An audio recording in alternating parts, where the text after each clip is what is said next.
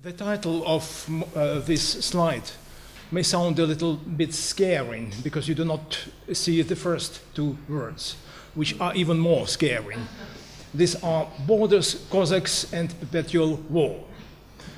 But when I started to work on this paper, I came to realize that it is too broad. So I decided to concentrate on something, and I made a focus, and you can see the focus now below in the subtitle, which is the just war versus the justified war, towards the normative conception of the necessary war.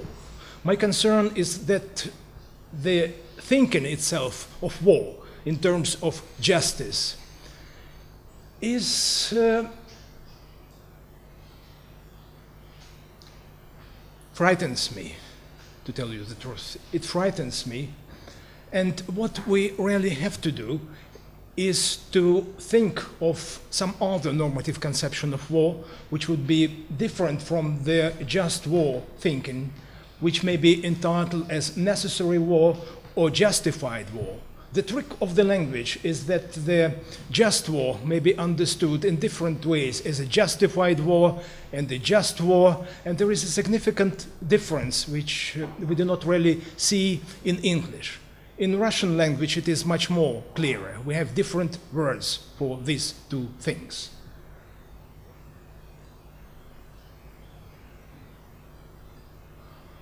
Borders are extremely important in our life. We have to think twice before violating the borders, either physical or spiritual borders. And war is always the case of violating the borders.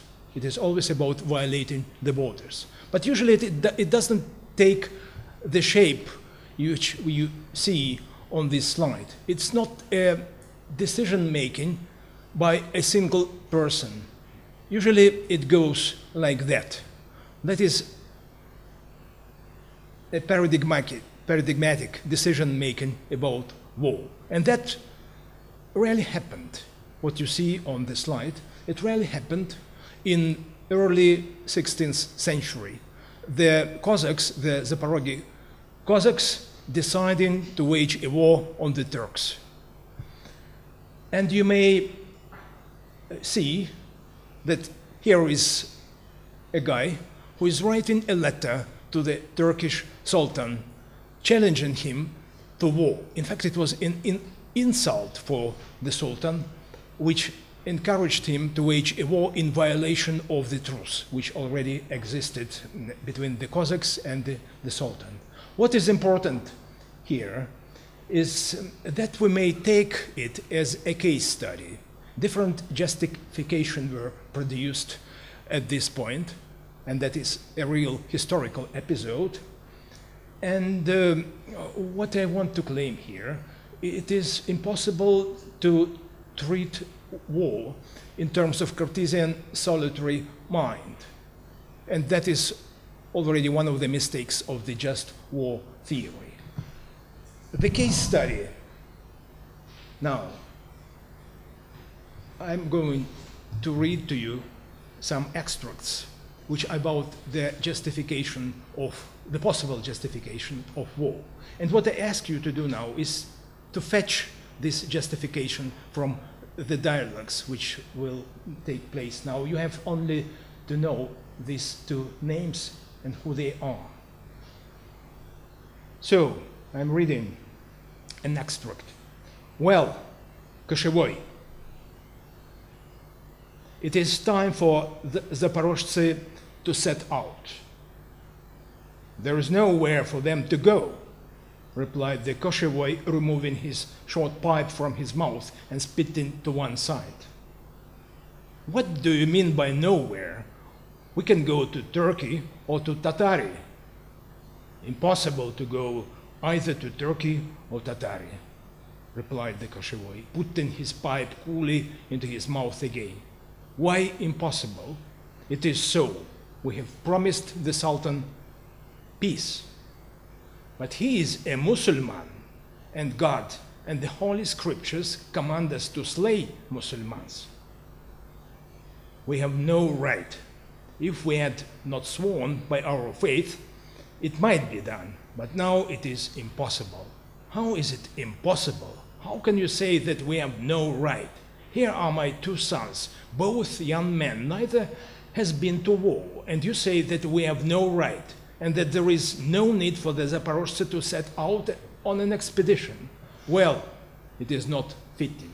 Then it must be fitting that Cossack strength should be wasted in vain, that a man should disappear like a dog without having done a single good deed, that he should be of no use to his country or to Christianity. So you may see different justification for war here. And this is the list of this, or some of this justification which were produced in this short dialogue. Without a war, a man has no chance to become a man. And that is a clear-cut militaristic argument. He will just disappear like a dog. It is a justification of war. And justification of war may be produced by a militarist. War, the second justification, must be waged to uphold the Christian faith by arms, if necessary. And that is a modification of Augustinian argument of sorts. You may say to spread Christianity, and it would be just the same. And there is one more argument coming from the head of the Cossacks. We have promised the Sultan peace. And this argument may be modified in a way that we have no interest to wage a war and that they do not threaten us at all, or something like that. That would be the justification by means of rationality, without any usage of universal moral terms. This is one of the paradigmatic dialogues or discourses which usually precede any war. And we may claim that usually the three participants of the dialogues or discourses like that are the politicians, who is a natural realist, a warrior, who is a natural militarist, and the laborer, a natural pacifist. Nothing new here. This is Plato.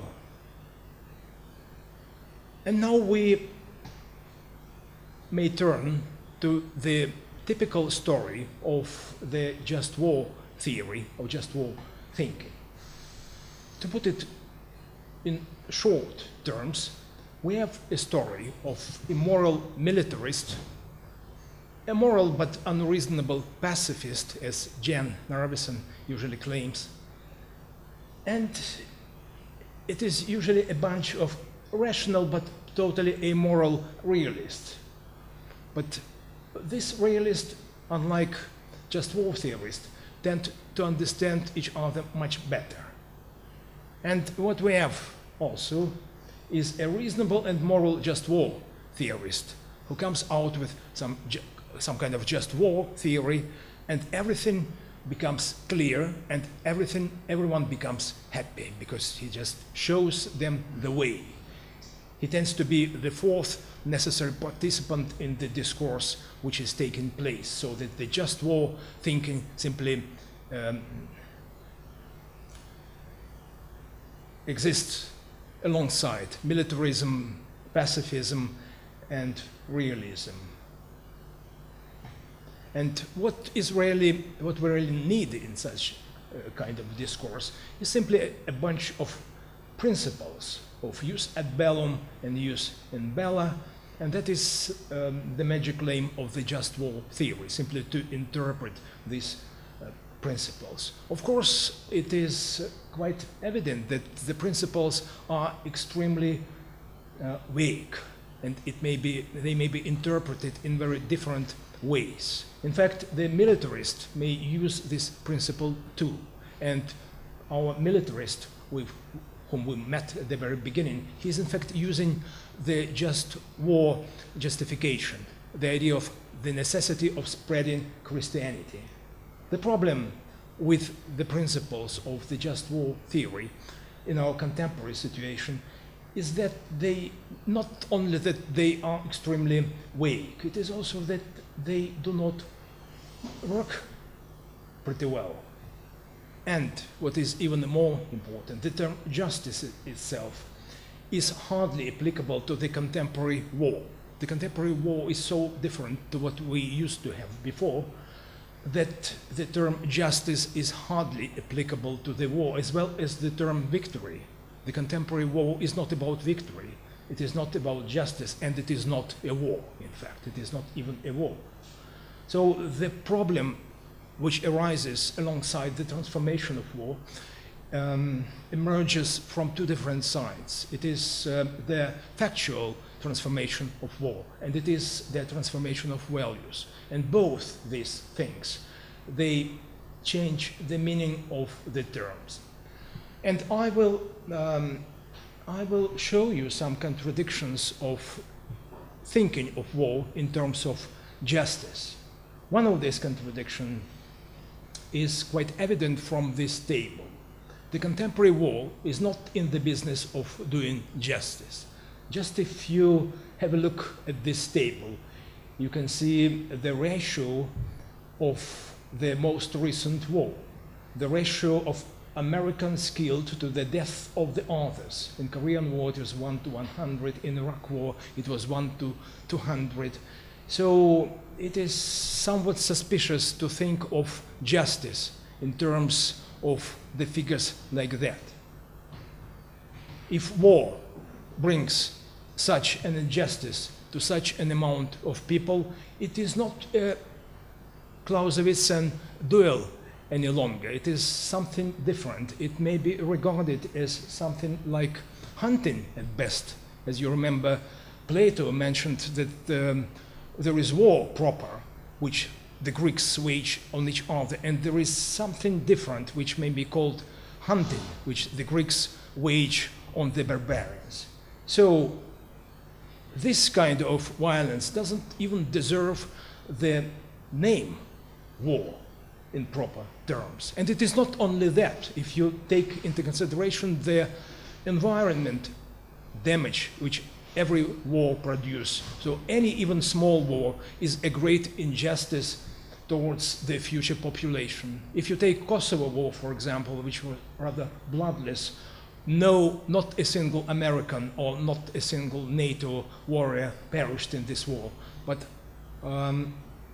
probably hundreds of thousands of other people perished in this war, and the environmental damage was so significant that it is even impossible to calculate, and it is a grave injustice for the future population, no doubt.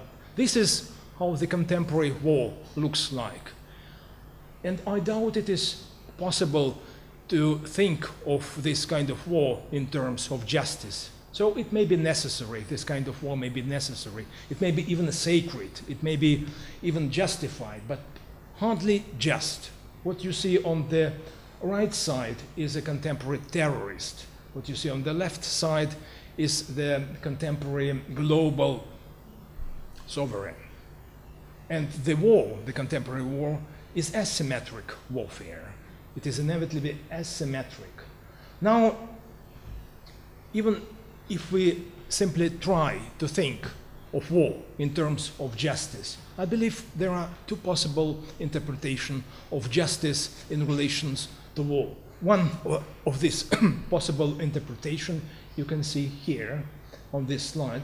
It is the first possible interpretation of the just war, fair rat, the spirit of the war. This is a picture by Jasper Francis Cropsey, 1851. But what it depicts, it is a romantic idea of the just war. This is the war where participants stick to the rules, when they have some respect for each other. We may call this fair war or just war, because justice may have different interpretation. You may like it or not, but this is not the case for the contemporary war. These kinds of war never take place any longer. And this is the second possible interpretation of justice in reference to war. Another possible interpretation of the just war. It is the idea of bringing some kind of just order, or global just order. In fact, many wars were waged in this way, so that post-bellum, the post-bellum is supposed to be just. After all this slaughter has occurred, the result is justice, so that justice is introduced. It may be communism or liberalism or fascism, it doesn't matter any longer. And the one on the white horse, the sovereign, who is trying to introduce the global order, may not be that murderous as you see here. He may do that in quite a different way, but still it is the idea of introducing justice by means maybe of permanent and global police operation, and the global sovereign is trying to introduce this global order, and that is the general idea. And some other contradictions of thinking of war in terms of justice. I would refer to what may be called as a paradox of the just war. This paradox is quite clear. The more war is just in terms of in bellum, the less it is just in terms of ad bellum, and vice versa. I will not comment on this paradox, but I can eagerly answer if there are any questions related to this paradox. I can explain what I mean by this paradox, but it is quite evident. And what I can refer to as pragmatic contradiction of the just war, quite evident, proclaiming justice for one's own course and certainly injustice for the course of the enemy, it may render war absolute. You have to recollect that there are only three possibilities for war. The war may be conventional, it may be real, and it may be absolute. These are three possibilities of war, according to Clausewitz and according to Carl Schmitt. But whenever we stick to the idea of justice and we proclaim our course as just, we tend to dishonor the enemy. Which is why it is possible to claim that war may be necessary, but it is still unjust. And what I will refer to as metaphysical contradiction of the just war. The belligerents do not know any common justice. States as such do not stand under common external power.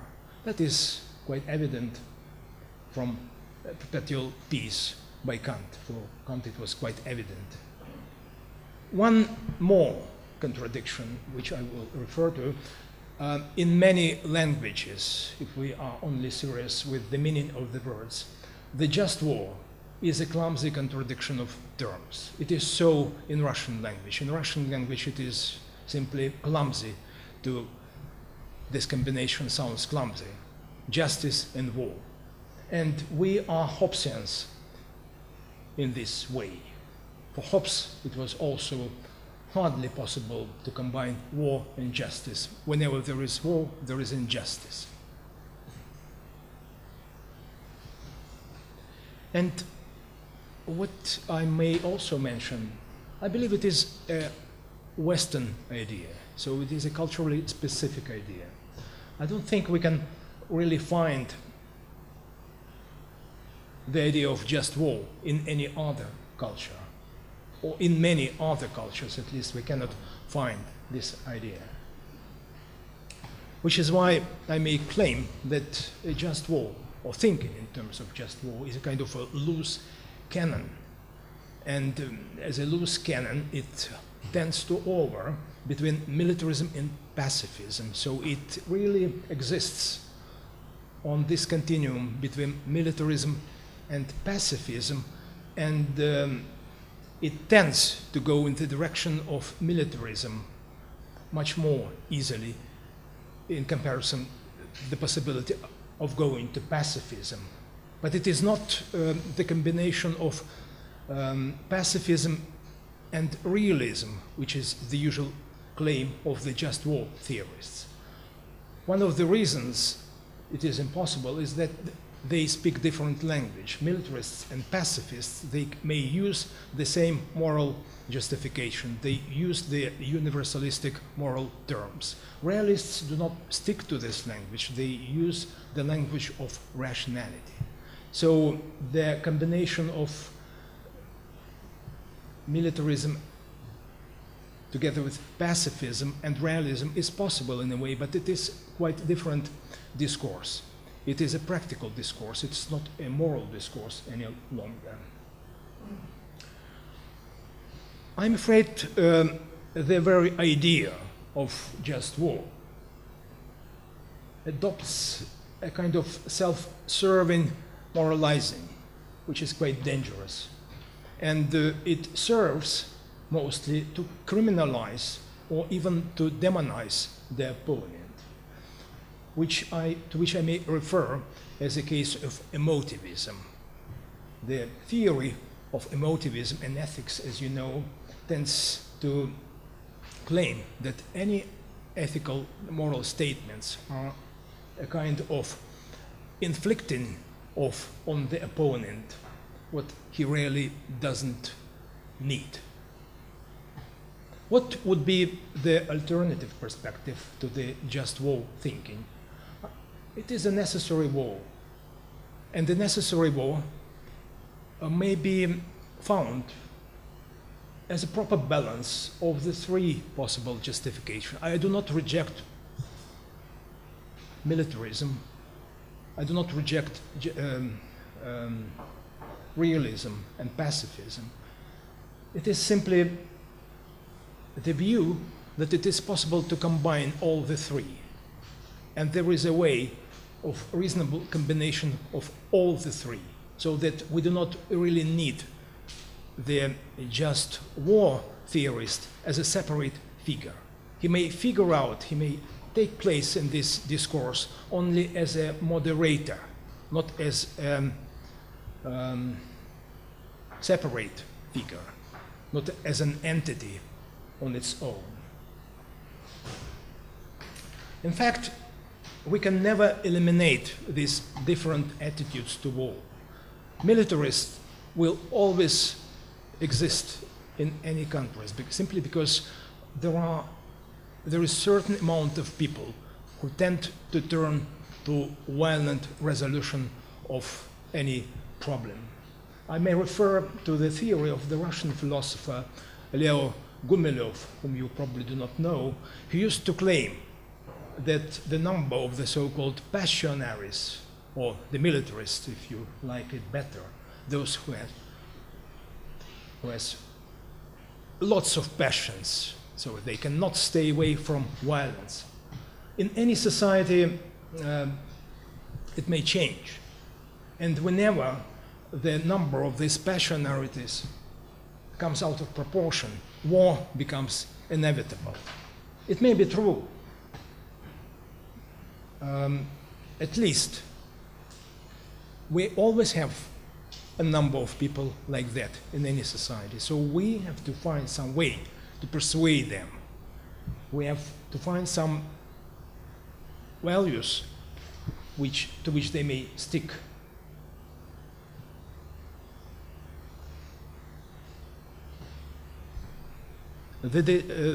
This quite serious decision to stay away from war or to go to war is always a result of series of compromises and bargainings. And the role of philosopher is simply to moderate these bargains, which inevitably occur. These are basically two compromises or two discourses. One is horizontal, so to say, and one is vertical. Militarism and pacifism, they tend to merge in a way, and when they merge, we are getting something which we already know from Saint Augustine, who in fact managed to marry militarism and pacifism. And the just war theory emerged like this. marriage. So it is possible to find something for which both would eagerly agree.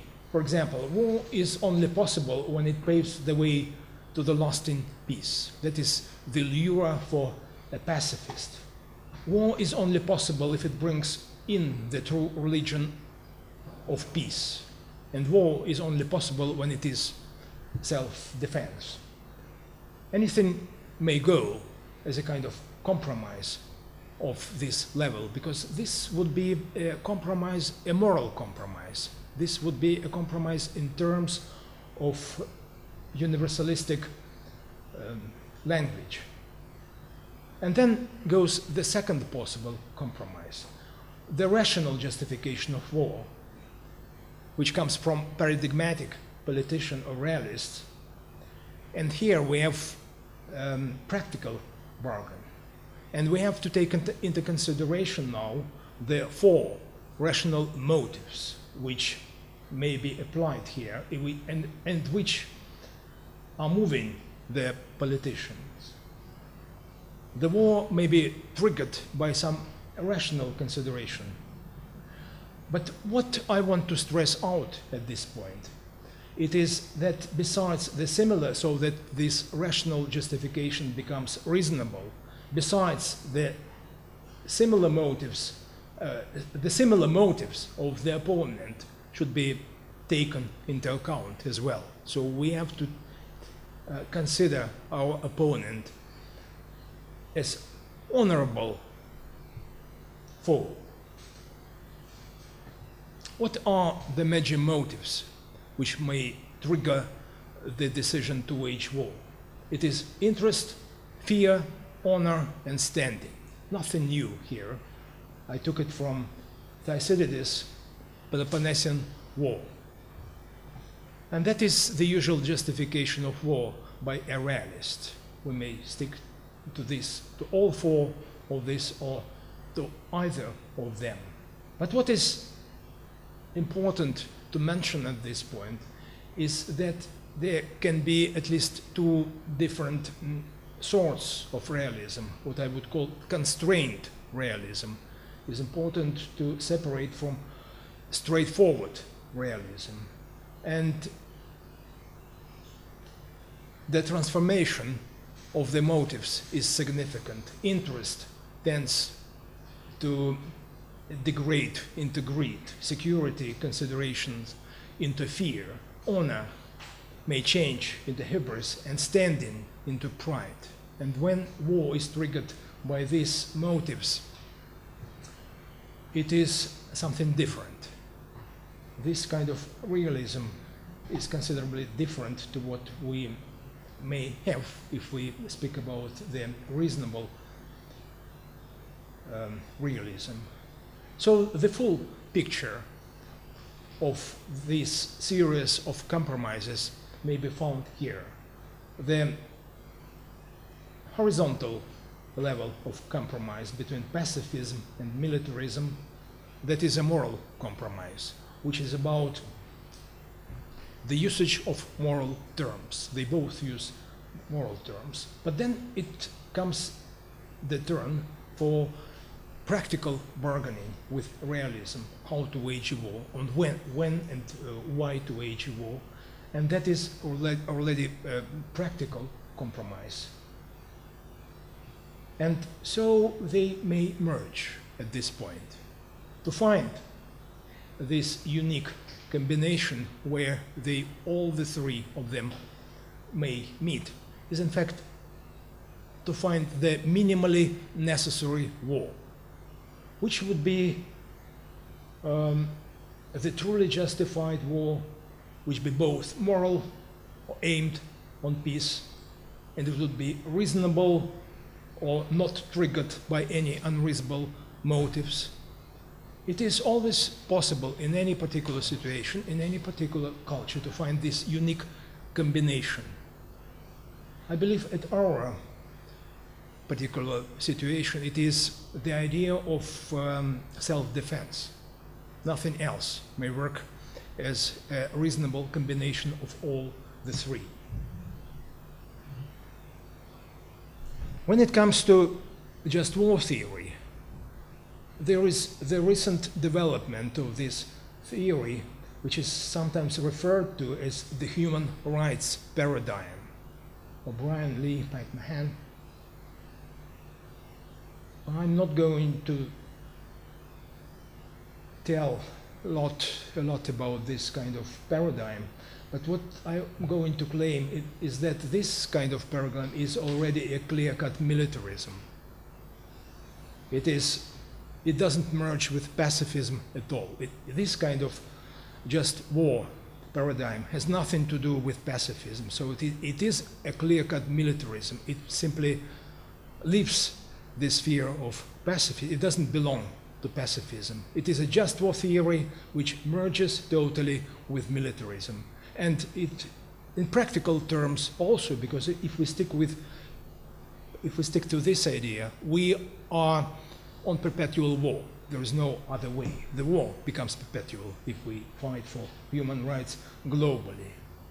And this permanent war, of course, would mean the total rejection of the Westphalian order, and it would mean the perpetual police operation. So my first case study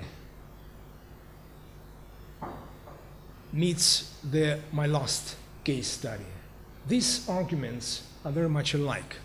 The arguments of pre-modernity, or the arguments which were available before the Westphalian order, tend to merge with their contemporary arguments to spread democracy or spread Christianity, protect human rights, or wage perpetual war.